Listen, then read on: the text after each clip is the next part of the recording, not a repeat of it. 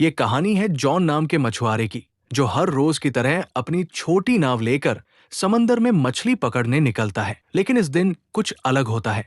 अचानक चारों तरफ घना कोहरा छा जाता है और दूर दूर तक कुछ दिखाई नहीं देता। जॉन रास्ता भटक जाता है और इधर उधर भटकते भटकते उसे एक सुनसान नाव नजर आती है। जिज्ञासावश वो अपनी नाव उस नाव से बांधता है और अंदर जाकर देखने का फैसला करता है। जैसे ही वो उस नाव के भीतर जाता है, उसके होश उड़ जाते हैं। पूरी नाव खाली थी, न कोई इंसान, न कोई आवाज, बस रहस्यमयी सन्नाटा। जॉन जब उस रहस्यमयी नाव में गया तो सब कुछ बिल्कुल सामान्य लगा। खाना ताजा था, कपड़े करीने से रखे थे और हर जगह इंसानी मौजूदगी के संकेत थे। लेकिन वहां कोई था नहीं। वो नाव को चालू करने की कोशिश करता है, पर इंजन काम नहीं करता। इतने विशाल समुद्र में अकेली और खाली नाव देखकर जॉन हैरान रह जाता है। वो दूरबीन से चारों ओर देखने की कोशिश करता है, शायद कोई पास में हो, लेकिन घना कोहरा सब कुछ ढक चुका था।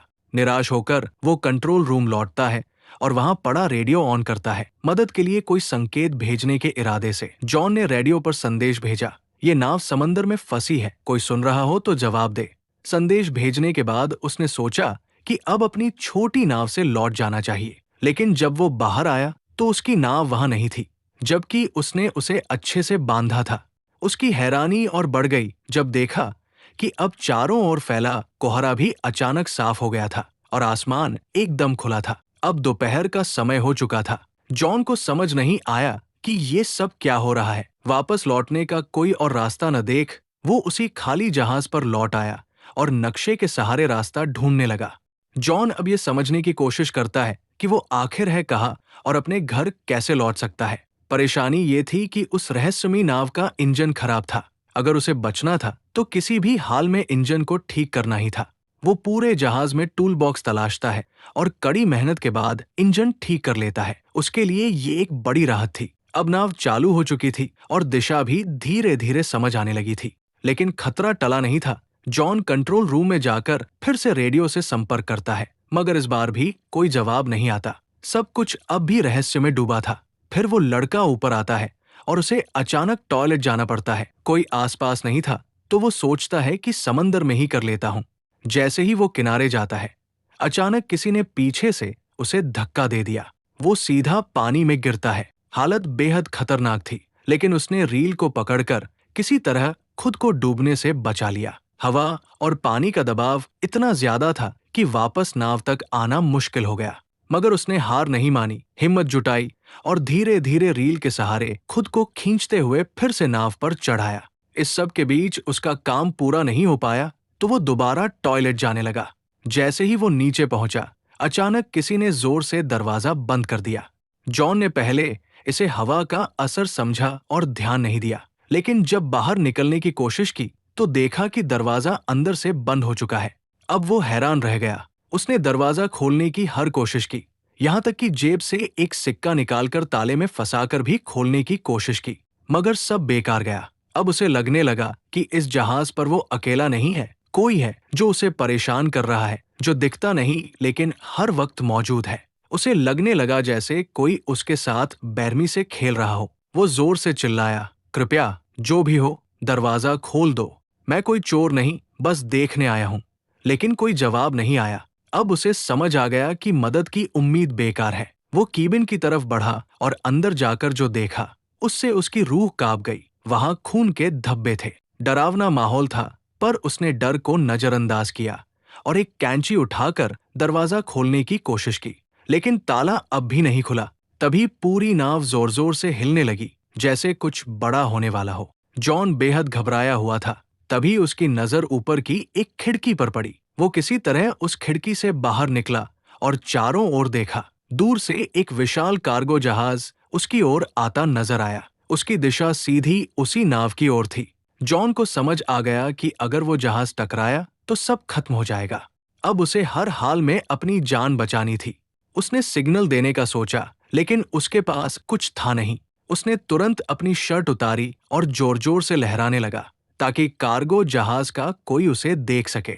लेकिन अफसोस, इतने प्रयास के बाद भी किसी की नजर उस पर नहीं पड़ी। अब जॉन को किसी भी हालत में अपनी जान बचानी थी। अगर उसकी नाव आगे बढ़ती रही तो कार्गो जहाज से टकराकर सब खत्म हो सकता था। तभी उसकी नजर खिड़की के पास लटकी एक रस्सी पर पड़ी। उसके दिमाग में तुरंत एक आइडिया आया, अगर वो इस रस्सी का इस्तेमाल करे तो शायद जहाज को रोक सके। उसने जल्दी से रस्सी बांधी और बाहर फेंकी ताकि नाव की गति रुक जाए। लेकिन हालात और बिगड़ गए। रस्सी इंजन के पंखे में फंस गई और खींचते हुए बाथरूम के अंदर आकर उसके गले में अटक गई। उसका दम घुटने लगा। मरने की कगार पर पहुंचकर उसने हिम्मत दिखाई और एक औजार से खुद को आजाद किया। उसकी गर्दन पूरी तरह लाल पड़ गई थी। वो लगभग मर ही गया था, बट आखिरी पल में खुद को बचा पाया। रस्सी इंजन में फंसी थी, जिससे जहाज की रफ्तार थम गई, मगर ये काफी नहीं था। भारी कार्गो जहाज फिर भी उससे टकरा गया। जोरदार टक्कर से उसका जहाज बुरी तरह हिल गया और जॉन जमीन पर गिरकर बेहोश हो गया। उसके सिर में गहरी चोट लगी थी। कुछ देर बाद जब उसे होश आया तो उसने देखा कि बाथरूम पानी से भर चुका था। मगर सबसे हैरान करने वाली बात यह थी कि वो समुद्र का खारा पानी नहीं, बल्कि एकदम साफ और मीठा पानी था, जैसे कोई जानबूझकर उसे डराने की कोशिश कर रहा हो। वो एक बार फिर टूटकर भीख मांगता है, चाहे तुम जो भी हो, प्लीज मुझे जाने दो। लेकिन फिर भी कोई जवाब नहीं आता। अब वो भूखा, प्यासा और बेहद कमजोर हो चुका था। जैसे तैसे उसने बाथरूम की शावर से पानी पिया, लेकिन जल्दी ही महसूस हुआ कि पानी खत्म हो गया है। फिर जब उसने सिंक से पानी पीना शुरू किया तो हैरान रह गया। अब वो पानी खारा हो चुका था। उसे तुरंत समझ आ गया कि नाव में कहीं छेद हो गया है और समुद्र का पानी अंदर आ रहा है। ये नाव अब ज्यादा देर नहीं टिकेगी। वो घबराकर दरवाजा खोलने की कोशिश करता है, लेकिन लगता है किसी ने उसे बाहर से बंद कर रखा है। रात का समय था और ऊपर से दिखा कि कोई अदृश्य, शायद दुष्ट शक्ति इस नाव को नियंत्रित कर रही थी। पानी तेजी से बढ़ रहा था और जॉन थककर सो गया। रात में समंदर में भयानक तूफान आया, जिससे नाव बुरी तरह टूट गई और जॉन भी गंभीर रूप से घायल हो गया। सुबह जब उसकी आंख खुली तो पानी सिर तक पहुंच चुका था, सिर्फ चेहरा बाहर था। अब उसे लगने लगा कि बस कुछ ही पल बचे हैं। तभी अचानक कहीं से क्लिक की हल्की आवाज सुनाई दी, जैसे कुछ खुला हो। जैसे ही जॉन ने हैंडल घुमाया, दरवाजा जोर की आवाज के साथ खुल गया। पानी का दबाव इतना ज्यादा था कि दरवाजा टूटकर नीचे गिर पड़ा और इसी तरह वो बाहर निकलने में कामयाब हुआ। बाहर निकलते ही वो सीधा नाव की छत पर गया ताकि ताजी हवा में सांस ले सके, क्योंकि नीचे ऑक्सीजन लगभग खत्म हो चुकी थी। अब उसे यकीन हो गया था कि कोई अदृश्य ताकत उसे हर हाल में सताना चाहती है। वो शारीरिक और मानसिक रूप से टूट चुका था और नीचे की तरफ पानी लगातार भरता जा रहा था। उसे समझ आ गया कि अब नाव कभी भी डूब सकती है। जॉन ने तय कर लिया था अब वो इस जहाज पर नहीं रुकेगा। तभी उसे एक आइडिया आया। उसने जहाज से एयरबैग्स निकाले और टूटे हुए बाथरूम के दरवाजे को इस्तेमाल करके एक छोटा राफ्ट बना लिया। उसने सब कुछ मजबूती से बांधा ताकि राफ्ट टिक सके, लेकिन राफ्ट चलाने के लिए उसे कुछ और जरूरी सामान भी चाहिए था। उसने जहाज से खाना, पानी और जरूरी औजार जमा किए और खुद को पूरी तरह तैयार किया। फिर बिना पीछे देखे वो जहाज से उतर गया और राफ्ट पर सवार होकर धीरे धीरे समंदर में आगे बढ़ने लगा। वो राफ्ट पर था और उसके सामने वही बड़ी नाव अब भी खड़ी थी। कई घंटे गुजर गए, लेकिन न तो वो ज्यादा दूर जा पाया और न ही वो नाव डूबी, जिसे वो समझ रहा था कि 5 से 10 मिनट में डूब जाएगी। वो अब भी उसी हालत में थी। तभी उसके दिमाग में एक आइडिया आया, अगर ये नाव अभी तक नहीं डूबी तो क्यों न इसके रिसाव को ठीक कर लिया जाए। अगर ऐसा हो गया तो वो इस मजबूत नाव से आराम से सफर कर सकता है। ये सोचकर वो वापस नाव के पास गया। सबसे पहले उसने रिसाव को ठीक किया, फिर पाइप और औजारों से एक पंप तैयार किया ताकि पानी बाहर निकाला जा सके। उसने जो पंप बनाया था उसकी मदद से नाव में भरा समुद्र का पानी धीरे धीरे बाहर निकल गया। रिसाव ठीक करने और पानी हटाने के बाद उसने जहाज की बाकी दिक्कतें भी ठीक कर दी। साथ ही उसने बाहर से भी मरम्मत की ताकि आगे सफर में कोई और परेशानी न हो। काम खत्म होने के बाद उसने फिर से रेडियो से मदद मांगने की कोशिश की, लेकिन इस बार भी कोई जवाब नहीं आया। मायूस होकर वो वापस लौटा और नक्शा निकालकर एक बार फिर रास्ता समझने लगा। उसने नाव को आगे बढ़ाने की कोशिश की, लेकिन जैसे ही इंजन स्टार्ट किया, नाव बिल्कुल नहीं हिली, मानो फिर से उसे धोखा दे रही हो। वो नाव एकदम स्थिर थी, जैसे पानी में जड़ हो गई हो, और यही सोच उसे अंदर से तोड़ रही थी। वो पूरी तरह थक चुका था, उम्मीदें खत्म हो रही थी। तभी दूर से उसने एक और जहाज आते देखा। अब उसके पास बस एक ही रास्ता था, अपने छोटे राफ्ट से उस जहाज तक पहुंचना। वो तुरंत राफ्ट पर चढ़ा और तेजी से उस जहाज की ओर बढ़ा। लेकिन तभी वो जहाज अचानक हिलने लगा और जॉन की तरफ तेजी से बढ़ने लगा, जैसे किसी ने उसे जानबूझकर उसकी ओर भेजा हो। जॉन ने अपनी रफ्तार बढ़ाई, लेकिन वो विशाल जहाज और भी तेज हो गया, और ठीक इससे पहले कि वो जहाज उसे टकराता, जॉन ने आखिरी कोशिश की और अपने बोट से कूदकर उस दूसरी नाव तक तैरने का फैसला किया, जो दूर जाती दिख रही थी। लेकिन जब तक वो वहां पहुंचा, वो नाव गायब हो चुकी थी। तभी उसे एहसास हुआ कि इस रहस्यमयी नाव पर कोई बुरी ताकत है, जो उसे कहीं जाने नहीं दे रही। उसने सोच लिया था कि चाहे जान चली जाए, वो इस नाव पर वापस नहीं जाएगा। लेकिन शाम तक पानी में तैरते तैरते ठंड बढ़ने लगी। नीचे डॉल्फिन्स तैर रही थी, पर पानी का तापमान बहुत गिर चुका था। ठंड सहन न हो पाने पर मजबूरी में वो फिर उसी नाव पर लौट आया। वो इतना थक और बीमार हो चुका था कि कुछ सोच पाने की हालत में नहीं था। बस चुपचाप एक कंबल ओढ़कर कमरे में सो गया। सुबह जब उसकी आंख खुली तो उसने फिर से इस जहाज से निकलने का फैसला किया।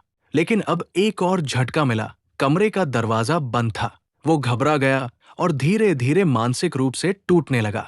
उसे कुछ समझ नहीं आ रहा था कि आखिर ये सब उसके साथ क्यों हो रहा है। तभी उसकी नजर कमरे में मौजूद एक छोटी सी केबिन पर पड़ी। उसने जैसे ही उसे खोला, ऊपर की ओर एक रास्ता नजर आया, एक वेंटिलेशन जिससे बाहर निकला जा सकता था। वो उस केबिन में घुस गया, जो एक तंग स्टोरेज एरिया था। हर बार जब वो स्टोरेज एरिया से ऊपर चढ़ने की कोशिश करता, फिसलकर नीचे गिर जाता। गिरने से उसे कई चोटें भी आई, मगर उसने हार नहीं मानी। बार बार गिरते हुए आखिरकार वो फिर से ऊपर पहुंचा और उस वेंट की खिड़की को खोलने की कोशिश की। लेकिन वो टस से मस नहीं हुई। ऐसा लग रहा था जैसे उसे जानबूझकर सील कर दिया गया हो। अब वहां की ऑक्सीजन भी तेजी से खत्म हो रही थी। सांस लेना मुश्किल हो रहा था। नीचे का दरवाजा भी बंद था। वो वापस कमरे में नहीं जा पा रहा था। उसे लगने लगा कि अब यही उसका आखिरी समय है। लेकिन तभी उसने फिर से वही क्लिक की रहस्यमयी आवाज सुनी। जैसे ही केबिन की खिड़की क्लिक की आवाज के साथ खुली, जॉन बिना समय गवाए बाहर निकल आया। ताजी हवा ने उसे थोड़ी राहत दी। बाहर आकर उसने देखा कि नाव एक छोटे से द्वीप की ओर बढ़ रही थी। ये देखकर उसके मन में उम्मीद जगी कि शायद अब वो इस डरावनी नाव से हमेशा के लिए आजाद हो जाएगा। जैसे ही नाव किनारे पहुंची, वो फौरन उतर गया। उसे लगा कि इस द्वीप पर जरूर कोई है जो इस सब का जिम्मेदार है। गुस्से में उसने एक डंडा उठाया और द्वीप की तलाश शुरू की, लेकिन जल्द ही हैरान रह गया। पूरे द्वीप पर इंसान का कोई भी निशान नहीं था। अब जॉन फिर से गुस्से और डर से भर गया था।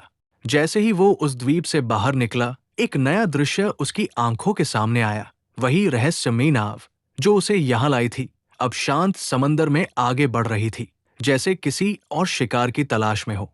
ये देखकर जॉन को पूरी तरह यकीन हो गया कि ये नाव और ये द्वीप किसी बुरी ताकत के अधीन है। उसे अब हर हाल में यहाँ से निकलना था। उसकी जिंदगी अब भी बाकी थी। वो खोजबीन करता हुआ द्वीप की सबसे ऊंची चोटी पर पहुंचा और वहां से उसने दूर एक और द्वीप देखा। लेकिन वो इतना दूर था कि वहां क्या हो रहा है ये वो देख नहीं पाया। जैसे जैसे जॉन द्वीप पर घूमता रहा, वो धीरे धीरे पीछे की ओर आ गया। लेकिन जब वो वहां पहुंचा तो उसकी आंखें फटी की फटी रह गई।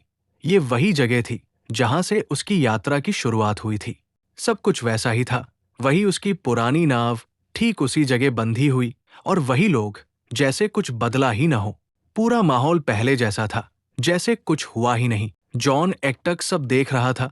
उसे यकीन नहीं हो रहा था कि ये सब एक बुरे सपने जैसा लगने वाला अनुभव असल में उसके साथ घटा था। लेकिन अब सवाल उठता था, उसकी नाव वहां दोबारा कैसे पहुंची और इस द्वीप की सच्चाई क्या थी? जॉन जब द्वीप के पीछे पहुंचा तो हैरान रह गया। वही जगह, वही नाव, वही लोग, जैसे कुछ भी नहीं बदला। उसे यकीन नहीं हो रहा था कि ये सब असल था या कोई बुरा सपना। मगर जो कुछ उसने झेला वो सच्चाई थी।